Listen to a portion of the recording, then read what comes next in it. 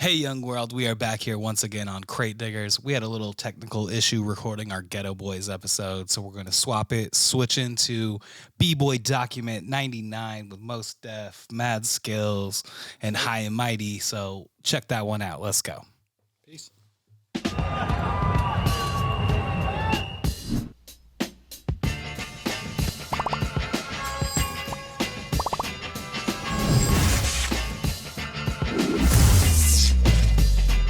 Crate Diggers.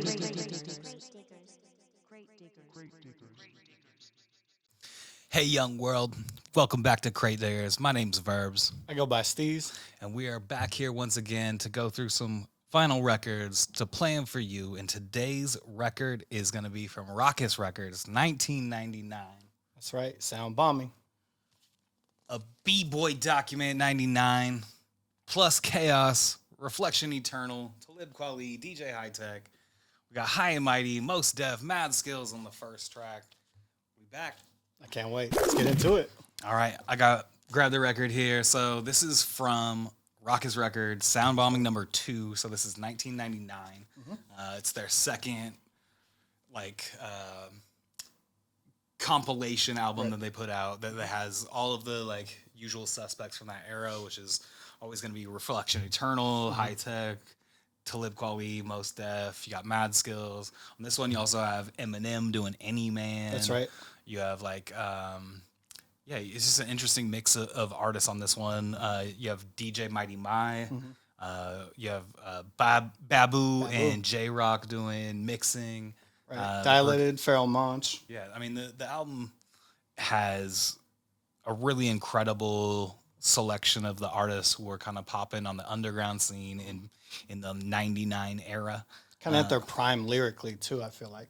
Well, I think it's also like prime resurgence of hip hop, right? Like this is when hip hop's at its peak comeback moment of we're gonna embrace the b-boy stuff, we're gonna get into the graffiti, we're gonna do DJs are now peaking with scratch technique. We have rhymers elevating things to new levels. Production is increasing. All of this production is all using like sample flipping and stuff. So this is like prime time hip hop shit. I feel like, and Rawkus too, Soundbombing exclusively, it really kind of like takes it to a lot of the pop artists who are using hip hop to make more of a pop sound and being aggressively lyrical and really addressing the four elements like Verbz was just describing there. So I'm hyped to get into it, man. Mos Def is, as I tell any friend who talks to me about Mos Def, he's my favorite lyricist. So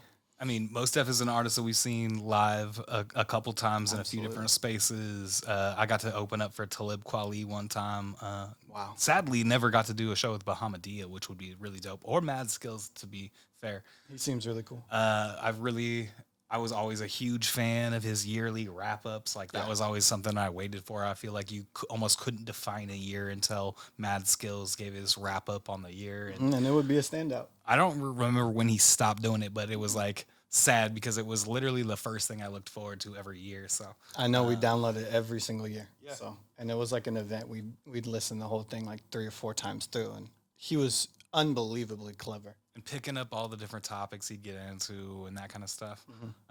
But yeah, this one is aggressively b-boy centered. This is for the break dancers. This is for the poppers and lockers. What do you have the feelings like? I mean, for me, it's whenever I think about this beat, I just immediately picture the ding ding ding ding ding ding ding. I mean the kind of high pitched sample there is that's so iconic to me. And they're like talking about what I love doing more than almost anything was going to like b-boy events. Sure. And it was always like b-boys did all the time. Yeah, b-boys know hip hop so well. Like, each one of the lines that they're gonna drop into or count out because they're counting in the song or how to react to like kill them dead and they have all the little hand motions ready to go. But this is one of those ones that kind of popped up in that era to represent almost an older era. Yeah, and I think if you're asking me what it like conjures up for me, like immediately, I think of Tony Hawk Pro Skater 2. There you go. Yeah. And when I get my head into that mindset, I can think of, you know, the M&Ms and the Reflection Eternals, all that type of stuff. But playing that game and having that sample that you just talked about with the breakbeat come on, it gave you a rhythm to play the game to, which I feel like defined that era of you know, skating games that just were coming out, and it kind of made you feel it was more hip hop of a thing you were participating in playing the game, just having the Mos Def track come up and some of those things like that just like defined that era to me, basically. Well, and I think there's something about those Tony Hawk games that were bringing something that was already there in skateboarding, which was like a connection to underground hip hop, and like we talked And about street culture. on the hieroglyphics episode, we talked about like At the Helm and that kind of stuff, and how that would show up on skate tapes and stuff, and that was helped bring in a whole different side of audience that probably wasn't tuned in or tapped into hip hop, Sure, but yeah. they became heads because there were songs like this one here. So Right. let's break into it. Let's break it down for the B-boys and the B-girls out there. B-Boy Document 99. B-Boy Document 99. That's High and Mighty. That's DJ Mighty My, and I think it's Mr. Eon. I think it's his name. Then you got Mos Def, Mad Skillz. You know, this is mixed with J-Rock and Babu. So I mean, it's as hip hop as it gets. Let's let's See how this sounds. put some ears on and get into it. Crate Diggers React. Let's go. We're back.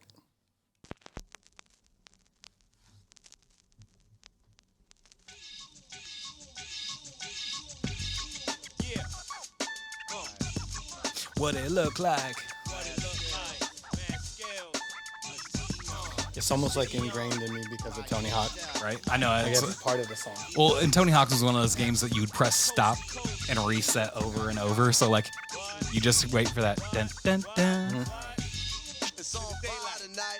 Everything on my side is Looking all right. It's the high power original B-boy traditional. raw bass material. You can immediately hear the samplers.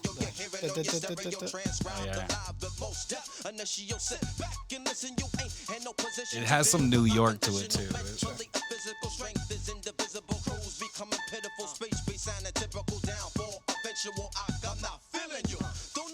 Classic Dropouts. What magic beans they selling you?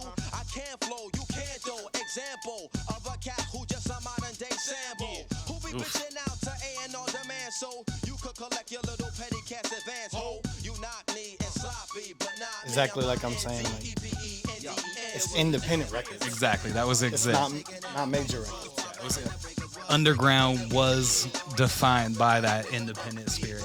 right? Engine. I'm hot to death. Now this is a way different style. It's not based off of chopping staccato flow. It's more smoothness and cleverness, and it works perfect like as a combo. I feel like. Well, he's that Virginia rap, right? Oh, sure, yeah. He's not doing the exactly. He's not doing the Brooklyn bars, but he's doing like funny. Yeah, exactly. Punchiness, yeah. Out of your range, rip you out of your frame. Cop your tape, and the next day, cop an exchange. If you ain't rockin' raw, what you rockin' for? Without heat, y'all MCs Ain't hot no more. That just stood out to me on Tony Hawk. You remember that line dropping all the time. It might be easy to get your shit out. Okay, that line is insane. All right, let's bring it back real quick. Sir, It's such a ridiculous line. It's gross. I'm Yeah. not gonna lie. It's No. gross. Try rocking back and forth. It might be easier to get your shit out, but Yeah. like the delivery though. The delivery though. Yes, line. And that's how you end it. Crazy. So for you lame cats trying to put your hit out, try rocking back and forth. It might be easy to get your shit out. Break was popping.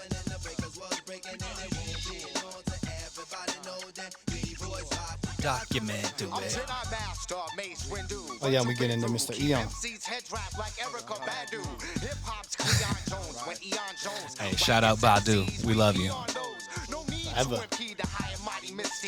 She's coming in February. I might have to cop We might those have to tickets. go. Yeah, we might have to do that. Jazz Fest. The Godzuki line. Oh my goodness. That's a 90s reference.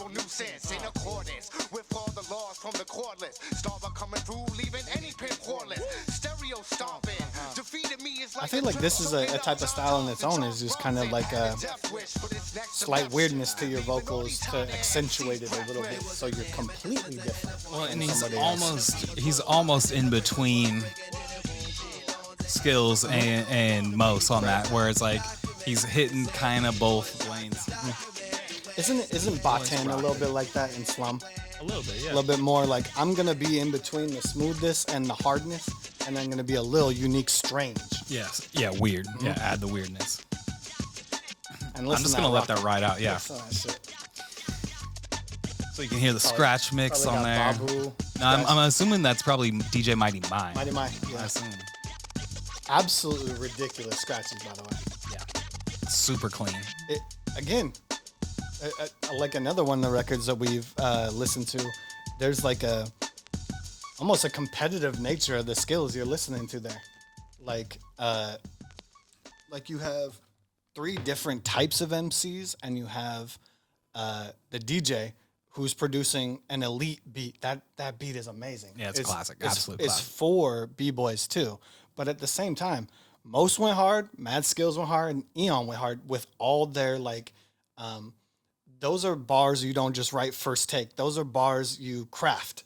And I feel like there was a kind of like I'm trying to say it again, but being so competitive on that track, it just boosts every single one of those MCs. Well, and if it's B-boy, if we're emphasizing the B-boy shit is competitive, right? Yeah. You're trying to bar out. You're trying to leave the hottest thing on the floor. That's right. You're trying to leave the hottest bars you can. So definitely like trying to drop some quotables in here, like going out of your way, almost breaking the flow to make sure your funnier, cooler, fun, like classic line comes out. So yeah, man, this is an absolute hit. I think I just kind of want to like throw on the instrumental for a second so we can just listen to what that sample sounds like by itself. Let's just, here we go.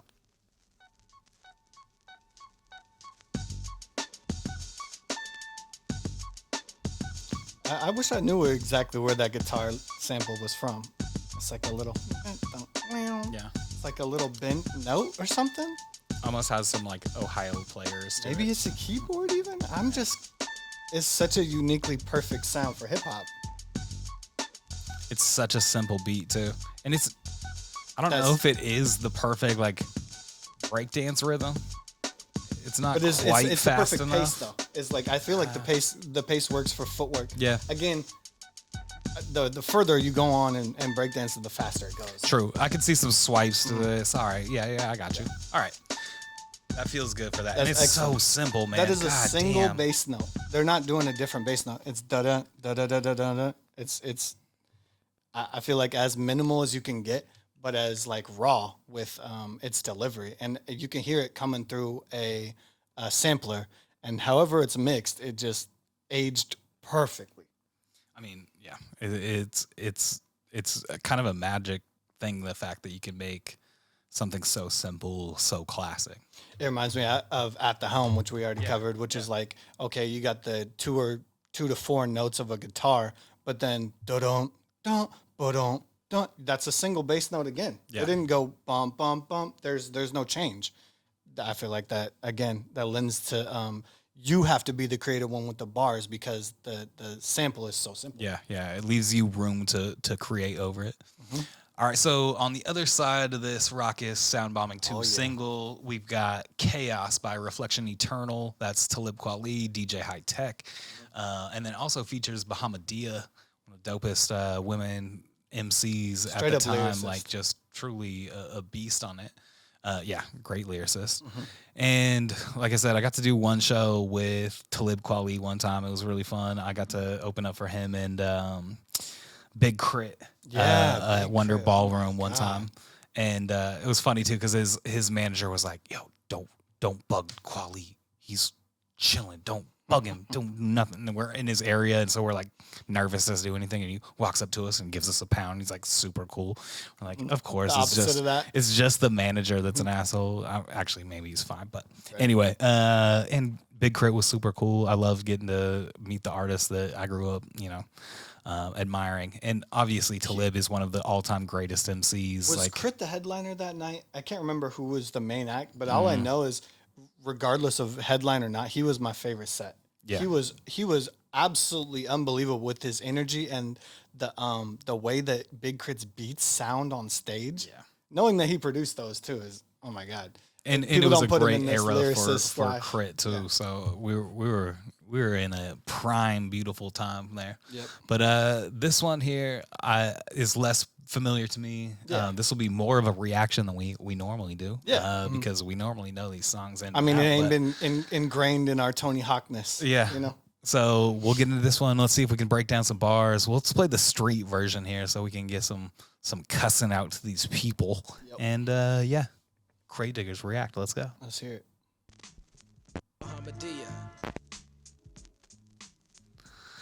Bahamadia. Turn this up.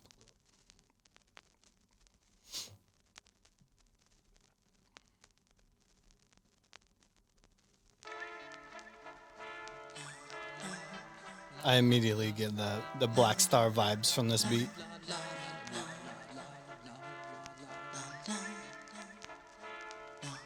A tape that we relentlessly pass back and forth is Black Star. I mean, I had Soundbombing II on CD that I got.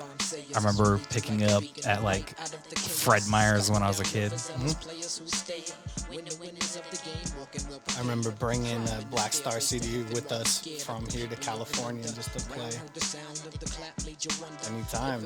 Bob Marley, all types of stuff on CD. Okay. This is a different flow for Talib too. When he's sitting low in it, he's not projecting, he's sitting low on it. I think that's what the beat calls for too. It's smart.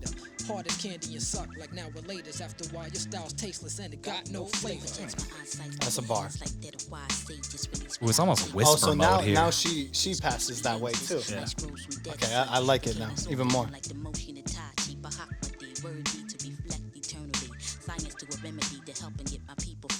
She's got such a good bounce. Their name to Reflection Eternal was like, it couldn't be a better setup for bars. Yeah.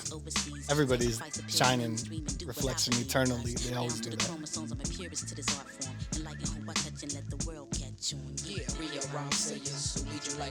Shout out Rhyme Slayers. Now they're laying over each other, right? Yeah.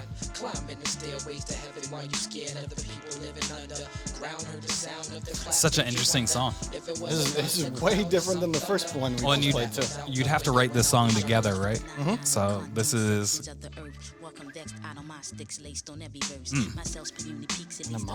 doing the classic MC back and forth stuff that I've always loved. Like literally is the foundation of things I appreciate. I can't think of two more cerebral people. Yeah.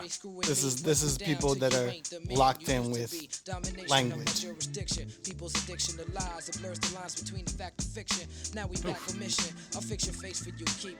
I'm feeling the walking bass too. It's going everywhere. They try to hold me captive with minor figure fractions, but the foundation of hip hop hold my brain cells for ransom. My chance none. Fuck them spots on charts at number one. If it's meant, then I'll accept it gracious when the time comes. It's gradually Interesting. It's called chaos when it's like Chillish. laying in the cut. Inject some substance deep inside a rap's core. Taking MC and back to where it was before. Call us liberty like the Bell of Philadelphia scenery. Me and Bahamadia style free like Mumia need to be seeing me, feeling me. We right here on the level, turning hard rocks and pebbles, exposing the devil. And this is also a connection again of different regions meeting up. You know, you have Detroit and Los Angeles, New York, Ohio. You have all these different places coming together. That wasn't really a thing. It's very true. You know, like you were so regional. I mean, even, yeah, I mean, just there was crews forming on East Coast. There was people forming groups, but that's all regional. Those people were friends. And it's mixed too. You have white artists, black artists, white rappers, white DJs, black producers.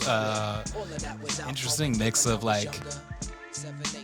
It's just cool how Rawkus comes together. I think Rawkus starts in like 95. This is 99, so they've been around for a little bit. We already did Soundbombing I. That's 97. And then we got Black Star comes out in that, like in between time. It's crazy that Black Star and, by the way, that track was smooth. It's crazy to me that Black Star and Rawkus coexist in this era that it's kind of short lived, and it spans for maybe those 4 to 5 years where this is like something that you can tap into and know that there's an underground and an independent scene that's also. I mean, I checked before we started this. It was some of these songs were charting on Billboard. Yeah, that's crazy. That I feel like it's a bygone era, but when it was active and hot is something that I would look to like ask you like, oh, what was this? Who's this? What's this? Because I'm already hearing everything else on the radio. Right. I'm not hearing this, and I feel like because of that short-livedness, it has like an extra like layer of sheen, like a dopeness to it that it's pure. Yeah. I think we tap into this era and find, like I said, this rejuvenation of hip hop, and we embrace it really hard. And what's interesting is you get these independent groups, like you have Rawkus here, then you have Def Jux, you have Rhyme Sayers, you have these groups that are, but I mean like record collectives that are popping up that are totally independent, making their own beats, producing, releasing vinyl. It's saturating the market with underground and independent music that just was difficult to come by. But it wasn't, it sneaks through a little bit on like MTV. You'd see like Lyricist Lounge that became like a thing, and all of a sudden you start seeing some of these artists sneak in. Dave Into the Chappelle, basement. you start seeing Talib Kweli and Kanye and people and Mos Def pop up, but like those were few and far between. Yeah.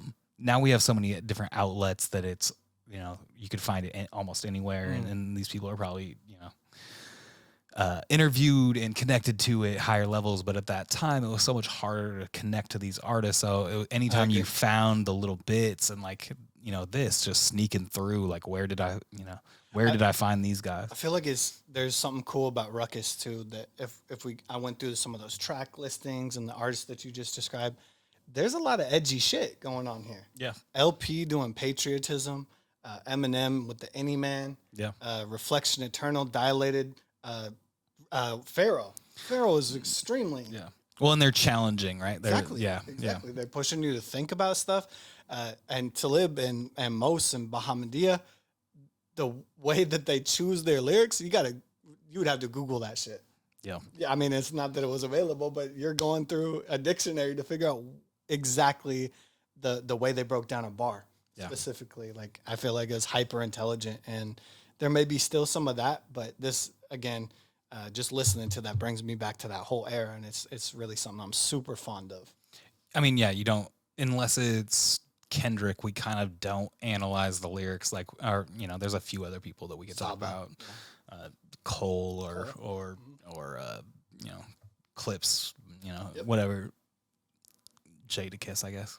Certain people, or Jay even, but certain people we're still going to analyze their bars and break it down. But Kendrick kind of is the go-to example if you're talking. Yeah, about he's carrying that torch forward, but like, it's not like we're sitting there analyzing like Lil Baby's bars. And no, shit and like then that. you're talking about the majority of people, or even Young rap. Thug, who I love, but like I'm not sitting there going like, oh, I don't have to he's Google nothing barring for this one Future. out. Yeah. I just don't. But it's cool to be tapped back into this era that I feel like really drove us to do what we do. It was so inspiring, unbelievably inspiring. When I'm playing Tony Hawk and I'm hearing every single one of my favorite things, like I feel a rhythm, I feel connected to it. There's something unique about it. So bopability, let's go. B-Boy Document 99. Yeah, that's an absolute bop. There's I feel like if you were at a breakdance show now, you might actually still hear this. Maybe it's a little sped up, but the feel that it carries and the actual 3 verses that we heard and the hook, even the way Mos Def kind of harmonized with himself and brought that feel to it. That's an absolute bop there. And Chaos. Well, what about you? For me, I mean, absolutely, I'd throw it in a mix of any of the like throwback hip hop, or a mix that just is for a b-boy type crowd. Like I could see a crowd getting like excited when that when that hits. It's gonna draw some attention immediately. So I definitely could see that one being in my mix. Chaos, I don't think I'd be able to throw in any kind of mix. It's just very chill, low key. It's definitely a track to play in your car, roll around to, but it doesn't have the power in it. Obviously, they're not trying to do the same thing. No, it's not. It's not. Yeah, exactly. And I still feel a way when we heard it though that just analyzing the bar choices of that era and the way that they really use hyper intelligent specifics to make you think.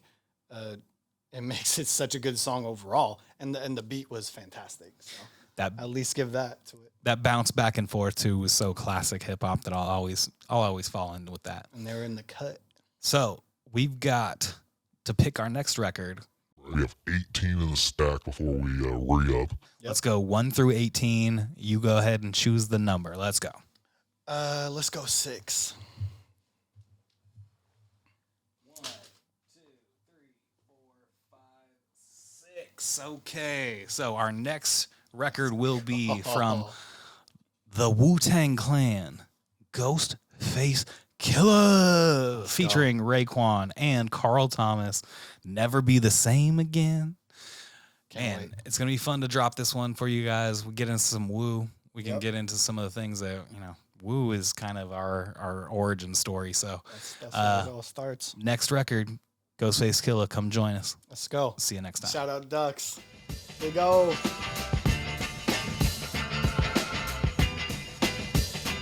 Great Diggers.